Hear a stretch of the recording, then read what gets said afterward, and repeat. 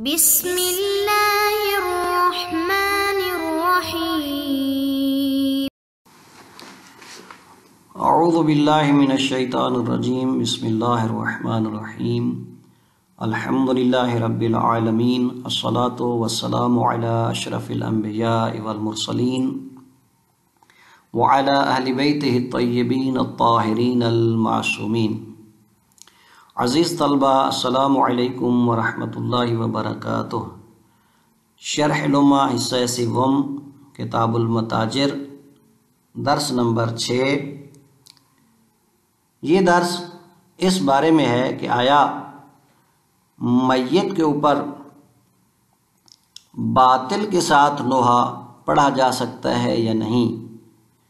یعنی وہ صفات جو میت میں نہیں ہیں ان کو بیان کر کے اس کے اوپر نوحہ پڑھنا کیسا ہے۔ مومنین کی ہجو کرنا یعنی شعر کے قالب میں ان کی مذمت اور ان پر طنز کرنا کیسا ہے، اور غیبت کے کیا احکام ہیں۔ درس کا خلاصہ عرض کرتے ہیں۔ ذکر ہو رہا تھا کہ کچھ کام ایسے ہیں کہ جن کا انجام دینا حرام ہے اور ان کے ساتھ تکسب بھی حرام ہے، تو انہی میں سے ہے وَالنَّوْحُ بِالْبَاطِلِ، یعنی باطل کے ساتھ نوحہ پڑھنا۔ زمانہ قدیم میں عرب میں یہ دستور تھا کہ اگر کوئی شخص مر جاتا تو میت کے اوپر نوحہ گر خواتین نوحہ پڑھتی تھیں اور اس کی صفات بیان کر کے وہ نوحہ سرائی کرتی تھیں۔ تو اس میں بعض اوقات یہ ہوتا تھا کہ جو صفات نہیں بھی ہوتی تھی تو وہ اسے بڑھا چڑھا کر،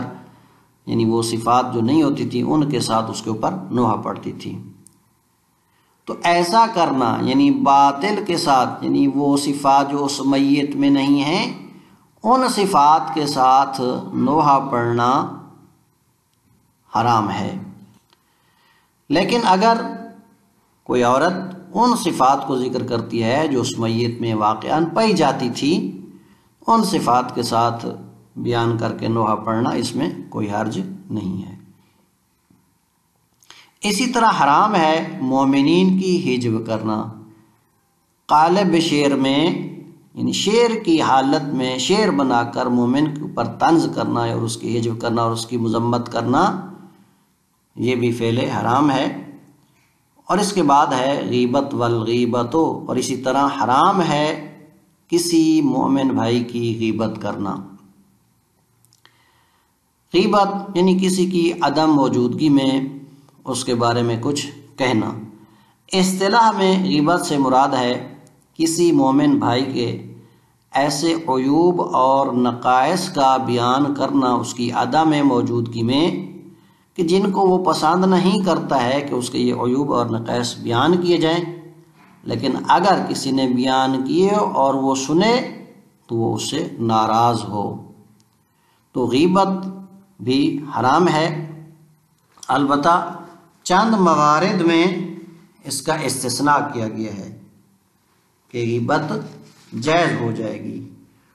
انہی میں سے ایک ہے نصح المستشیر۔ اگر کوئی شخص آ کر آپ سے مشورت لیتا ہے کسی دوسرے شخص کے بارے میں کہ جس سے اس نے کوئی معاملہ کرنا ہے، تو اب اس شخص کی اگر غیبت کرنا اس کو مفسدے سے بچاتا ہو، چونکہ اگر آپ غیبت نہیں کریں گے تو یہ شخص کیا ہوگا، اس کو نقصان ہوگا، تو وہاں پر آپ کیا کر سکتے ہیں، اس جس کے بارے میں اس نے مشورت طلب کی ہے اس کی غیبت کر سکتے ہیں۔ اور اسی طرح ہے کسی شخص نے ایک گواہی دی ہے، اس گواہی کو رد کرنے کے لیے، چونکہ گواہ کے لیے شرط ہے کہ وہ عادل ہو، اور اگر یہ شخص عادل نہیں ہے تو اس کی گواہی کو رد کرنے کے لیے قاضی کے سامنے آپ جا کر اس کی غیبت کر سکتے ہیں۔ اور اسی طرح کوئی شخص کسی نے ظلم کیا ہے کسی دوسرے شخص پر، تو اس کے ظلم کو دور کرنے کے لیے البتہ ایسے شخص کے سامنے کہ جس کے سامنے اگر آپ بیان کریں گے تو یہ ظلم اس سے دور ہو جائے گا یا رفع کیا جائے گا تو آپ اس کی غیبت کر سکتے ہیں۔ اسی طرح اگر کسی شخص نے کوئی ایسے نسب کا دعویٰ کیا ہے جو اس کا نہیں ہے تو اس کے نسب کو رد کرنے کے لیے بھی آپ اس کی غیبت کر سکتے ہیں۔ اور بھی چند موارد ہیں کہ جن کا ذکر انشاءاللہ متن میں ہوگا۔ وَالنَّوْحُ بِالْبَاطِلِ، اور حرام ہے باطل کے ساتھ نوحہ پڑھنا۔ کیسے؟ بِأَن تَصِفَ الْمَيِّتَ بِمَا لَيْسَ فِيهِ، کہ کوئی خاتون میت کی وہ صفت بیان کرے بِمَا لَيْسَ فِيهِ، کہ جو اس میں موجود نہیں ہے، اور نوحہ پڑھے یعنی ایسی اوصاف کے ساتھ جو اس میں نہیں ہے، تو ایسا کرنا حرام ہے۔ البتہ وَيَجُوزُ بِالْحَقِّ، ہاں حق کے ساتھ میت کی صفات جو اس میں پائی جاتی ہیں ان کے ساتھ اگر نوحہ پڑھ رہی ہے تو ایسا کرنا عورت کے لیے جائز ہے۔ اذا لم تسمعها الاجانب، البتہ جب کوئی اجنبی نامحرم شخص اس کی آواز نہ سن رہے ہوں تو۔ وحجاء المؤمنین، اور اسی طرح حرام ہے مومنین کی حجب کرنا۔ حجا یعنی بکسر الحاء والمد، یعنی ہا کے کسرہ کے ساتھ اور الف ممدودہ کے ساتھ، یعنی حجا المومنین۔ یہ کیا ہے؟ وَهُوَ ذِكْرُ مَعَائِبِهِمْ بِالشِّعْرِ، حجا کسے کہتے ہیں؟ یہ ہے مومنین کے عیوب کو ذکر کرنا، عیبوں کو ذکر کرنا، بشعر، شعر کے ساتھ۔ وَلَا فَرْقَ فِي الْمُؤْمِنِ بَيْنَ الْفَاسِقِ وَغَيْرِهِ، اور یہ جو مومن کی حجب کرنا حرام ہے اس میں کوئی فرق نہیں ہے کہ وہ مومن فاسق ہو یا غیر فاسق ہو، یعنی ایسا نہیں ہے کہ فاسق مومن کی حجب کرنا جائز ہے، بلکہ نہیں، فاسق کی بھی آپ حجب نہیں کر سکتے۔ وَيَجُوزُ حِجَاءُ غَيْرِهِمْ كَمَا يَجُوزُ لَعْنُهُمْ، مومن کے غیر کی حجب جائز ہے جیسا کہ غیر مومن پر لعن جائز ہے۔ وَالْغِیبَةُ بِکَسْرِ الْمُعْجَمَةِ وَهُوَ الْقَوْلُ وَمَا فِي حُکْمِهِ فِي الْمُؤْمِنِ بِمَا يَسُوءُهُ لَوْ سَمِعَهُ، اور اسی طرح غیبت کرنا بھی حرام ہے معجمہ کے کسرہ کے ساتھ، یعنی غین معجمہ کے کسرہ کے ساتھ۔ وَالْغِیبَةُ بِکَسْرِ الْمُعْجَمَةِ، یعنی غیبہ۔ وَهُوَ الْقَوْلُ، غیبت کیا ہے؟ وہ ہے کسی کے بارے میں قول، یا جو چیز قول کے حکم میں آتی ہے، اشارہ، اسی کی طرح مثلا فعل انجام دینا۔ فی المؤمن، کسی مومن کے بارے میں قول یا جو چیز قول کے حکم میں آتی ہے جیسا کہ اشارہ وغیرہ، ایسا قول اور اشارہ بما یسوءہ لو سمعہ، کہ جس کو وہ ناپسند کرتا ہے اپنے بارے میں، لو سمعہ، اگر وہ اسے سن لے تو، ما اتصافہ بہ، ساتھ اس کے کہ وہ اس چیز کے ساتھ متصف بھی ہو، یعنی وہ عیب یا جو کچھ آپ ذکر کر رہے ہیں وہ اس میں پایا جاتا ہو، یعنی اس کے باوجود کہ وہ پایا جاتا ہے اس کو ذکر کرنا کیا ہے؟ حرام ہے۔ وفی حکم القول الاشارۃ بالید وغیرہا من الجوارح، اور قول کے حکم میں ہے ہاتھ کے ساتھ اشارہ کرنا یا ہاتھ کے علاوہ باقی اعضاء و جوارح کے ساتھ۔ والتحاکی بقول او فعل، یا اسی طرح حکایت کرنا قول کے ساتھ۔ کیسے؟ مثلا اگر وہ صحیح نہیں بول سکتا ہے تو اسی کے انداز کے ساتھ بولنا، یہ گویا کہ کیا ہوگی؟ غیبت ہوگی، یعنی حکایت کرنا قول کے ساتھ، او فعل، یا حکایت کرنا فعل کے ساتھ، مثلا کسی لنگڑے شخص کو دیکھ کر اسی لنگڑے کی طرح چلنا، تو یہ بھی کیا ہوں گے؟ اس قول کے حکم میں آ جائیں گے، یعنی ایسا کرنا بھی حرام ہے اور یہ غیبت کے زمرے میں آتے ہیں۔ کمشیت العارج، جیسا کہ لنگڑے کی طرح چلنا۔ والتعریض، اور اس طرح کنایا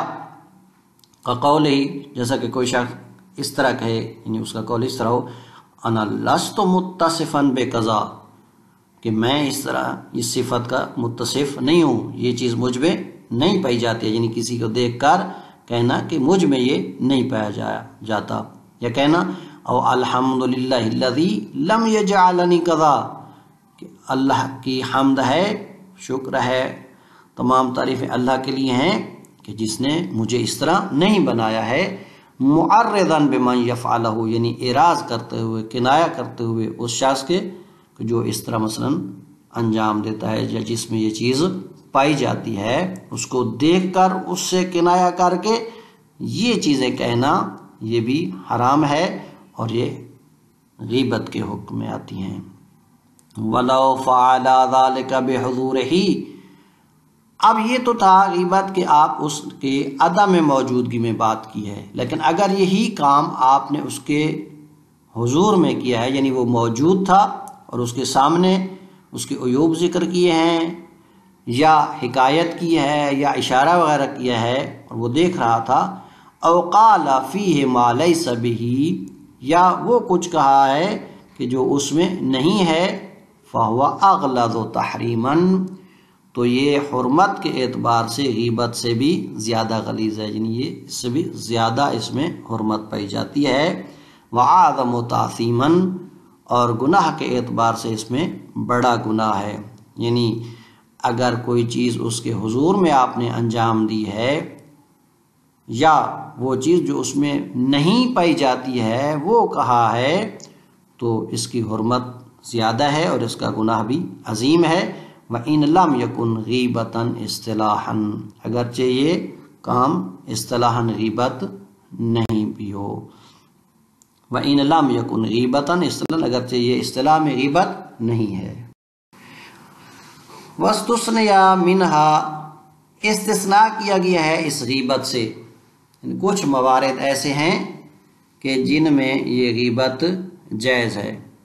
ان میں سے نصح المستشیر ہے، اس شخص نے کہ جس نے آپ سے مشورت طلب کی ہے اس کی خیر خواہی کے لیے کسی کی غیبت کرنا، مثلا کسی نے آپ سے مشورت لیا ہے کہ فلاں شخص کے ساتھ وہ معاملہ انجام دے رہا ہے یا مثلا اس کے ساتھ کوئی رشتہ طے کر رہا ہے، تو اس کے بارے میں اسے بتانا، اگر اس میں کوئی عیب پایا جاتا ہے کہ اگر یہ نہیں بتائے گا تو مثلا اس کو نقصان ہوگا، خسارہ ہوگا، تو یہاں پر اس مورد نظر شخص کی جو ہے غیبت جائز ہے۔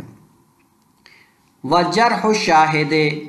اسی طرح کسی نے گواہی دی ہے اور وہ شاہد جو ہے مثلا فاسق ہے، عادل نہیں ہے، تو اس کی گواہی کو رد کرنے کے لیے آپ جا کر قاضی کے سامنے اس کے عیب بیان کر سکتے ہیں اور اس کی غیبت کی جا سکتی ہے۔ وَالتَّظَلُّمِ، اور اسی طرح کسی نے اگر کسی شخص پر ظلم کیا ہے، مثلا قاضی نے کسی شخص پر ظلم کیا ہے، کسی سے رشوت لے کر اس کے خلاف کیا ہے غیر حق یعنی ناحق فیصلہ کیا ہے، تو یہ جو شخص کہ جس کے خلاف فیصلہ ہوا ہے ناحق ہوا ہے، وہ کسی ایسے شخص کے پاس جا کر کہ جو اس کی اس مثلا مظلومیت کو دور کر سکتا ہے، قاضی کے اوپر اختیار رکھتا ہے کہ اسے سمجھائے، یہ جا کر اس شخص کے سامنے مثلا اس قاضی کی غیبت کر سکتا ہے۔ وَسِمَعُهُ، پس جس طرح ان کی غیبت کرنا جائز ہے اسی طرح اس کا سننا بھی کیا ہو جائے گا، جائز ہو جائے گا، چونکہ غیبت کرنا بھی حرام ہے اور غیبت سننا بھی حرام ہے۔ تو یہ شخص جو آپ غیبت کر رہا ہے مثلا قاضی کے خلاف اس سے بڑے شخص کے سامنے، جس طرح اس کا غیبت کرنا جائز ہے اس طرح اس کا سننا بھی جائز ہوگا۔ اور اس طرح وَرَدُّ مَنْ ادَّعَى نَسَبًا لَيْسَ لَهُ، وَرَدُّ مَنْ ادَّعَى نَسَبًا لَيْسَ لَهُ، اور جائز ہے غیبت کرنا ایسے شخص کے لیے کہ جس نے ایسے نسب کا دعویٰ کیا ہے جو اس کا نہیں ہے، اس کو رد کرنے کے لیے غیبت کرنا بھی جائز ہے۔ مطلب کسی شخص نے کہہ دیا کہ میں سید ہوں اور وہ سید نہیں ہے، یا میں فلاں کا بیٹا ہوں وہ اس کا بیٹا نہیں ہے، تو اس کے اس دعویٰ کو رد کرنے کے لیے غیبت بھی جائز ہے۔ وَالْقَدْحُ فِي مَقَالَةٍ، او دعوی باطلۃ فی الدین، اور اسی طرح اشکال وارد کرنا ایسے مقالہ میں یا ایسے دعویٰ میں جو باطلہ ہے دین میں، اس کو رد کرنے کے لیے بھی، اس میں بھی اشکال وارد کرنے کے لیے، مطلب ایسا مقالہ ہے کہ جس میں جھوٹ ذکر ہے یا ایسی چیز جو خلاف شرع ہے وہ ذکر ہے، یا ایک ایسا دعویٰ پایا جاتا ہے جو باطل ہے دین میں، ان کو رد کرنے کے لیے بھی مثلا اس لکھنے والے کی غیبت یا اس مقالہ جو قول لکھا گیا ہے اس کا بیان کیا جا سکتا ہے اس کو رد کرنے کے لیے۔ وَالْإِسْتِعَانَةُ عَلَى دَفْعِ الْمُنْكَرِ، ایک شخص نے مثلا کوئی برائی انجام دی ہے، اگر آپ اس کی مثلا غیبت کرتے ہیں تو یہ برائی دور ہو جائے گی، تو اس صورت میں بھی اس کی غیبت جائز ہے۔ پس کسی منکر کو دفع کے اوپر اگر غیبت کے ذریعے مدد مل رہی ہے تو اس کی بھی غیبت جائز ہے۔ وَرَدُّ الْعَاصِي إِلَى الصَّلَاحِ، ایک نافرمان شخص ہے، اگر اس کی غیبت کی جائے تو وہ جب سنے گا کہ جی میرے اس عیب کو ذکر کیا جا رہا ہے تو وہ اس کو چھوڑ دے گا اور اس کی صلاح ہو جائے گی، وہ ٹھیک ہو جائے گا، تو عاصی کو صلاح کی طرف پلٹانے کے لیے بھی اس کی غیبت جائز ہے نافرمان شخص کو۔ وَقَوْلُ الْمَقُولِ فِيهِ مُسْتَحِقًّا لِلْإِسْتِخْفَافِ، وہ شخص کے جس کے بارے میں یہ غیبت کی جا رہی ہے یا کہا جا رہا ہے یہ استحقاق رکھتا ہے، کیوں؟ کیونکہ یہ گناہ کو چھوٹا شمار کرتا ہے، اس وجہ سے، یعنی چونکہ علی الاعلان گناہ کرتا ہے، لِتَظَاهُرِهِ بِالْفِسْقِ، کیونکہ لوگوں کے سامنے جا کر وہ فسق و فجور کرتا ہے، تو ایسے شخص کی غیبت بھی جائز ہے۔ وَقَوْلُ الْمَقُولِ فِيهِ، پس مقول فی کا ہونا مستحقاً، یعنی اس غیبت کا مستحق، للاستخفاف، چونکہ وہ کیا ہے استخفاف رکھتا ہے، یعنی وہ قابل عزت نہیں ہے، قابل احترام نہیں ہے، کیوں؟ کیونکہ وہ علی الاعلان کیا کرتا ہے؟ گناہ کرتا ہے، گناہ کو چھوٹا شمار کرتا ہے، بلکہ اس کے ساتھ بعض اوقات فخر بھی کرتا ہے۔ کیوں؟ لِتَظَاهُرِهِ بِالْفِسْقِ، کیوں وہ مستحق ہے؟ کیونکہ وہ فسق کو ظاہر کرتا ہے، شراب کا جام اٹھا کر لوگوں کے سامنے آ جاتا ہے مثلا، تو اس طرح کے لوگوں کی غیبت کرنا بھی جائز ہے۔ وَالشَّهَادَةُ عَلَى فَاعِلِ الْمُحَرَّمِ حِسْبَةً، اسی طرح ایک ایسے شخص کے بارے میں گواہی دینا کہ جس نے فعل حرام انجام دیا ہے اور کوئی بھی قاضی کے پاس نہیں گیا ہے، یا نہ قاضی نے بھی اس کو شہادت کے لیے نہیں بلایا، بلکہ یہ قربتاً اللہ، اللہ کی رضا کے لیے جو ہے گواہی دینا چاہتا ہے تاکہ ایک حد الہی جو ہے وہ جاری ہو، تو یہاں پر بھی اس حرام کے انجام دینے والے کی قاضی کے سامنے جا کر غیبت کرنا جائز ہے۔ وَالشَّهَادَةُ عَلَى فَاعِلِ الْمُحَرَّمِ حِسْبَةً، گواہی کے لیے شہادت بیان کرنا فعل حرام کے انجام دینے والے کے خلاف، حسبتاً یعنی اللہ کی رضا کے لیے۔ تو پس اس مورد میں بھی یہ موارد تھے کہ جن میں غیبت جائز ہے۔ وَقَدْ أَفْرَدْنَا لِتَحْقِيقِهَا رِسَالَةً شَرِيفَةً، شہید ثانی رحمۃ اللہ علیہ فرماتے ہیں کہ ہم نے ایک رسالہ شریفہ، یعنی ایک بہت اچھا رسالہ جو ہے اس غیبت کی تحقیق کے اوپر قرار دیا ہے۔ پس من اراد الاطلاع علی حقائق احکامها، پس جو شخص ارادہ رکھتا ہے کہ وہ اس غیبت کے احکام کے حقائق سے مطلع ہو، فلیقف علیہا، تو وہ اس رسالہ کی طرف رجوع کرے اور وہ رسالہ تہیہ فرمائے۔ وصلی اللہ علی محمد وآلہ الاطہار۔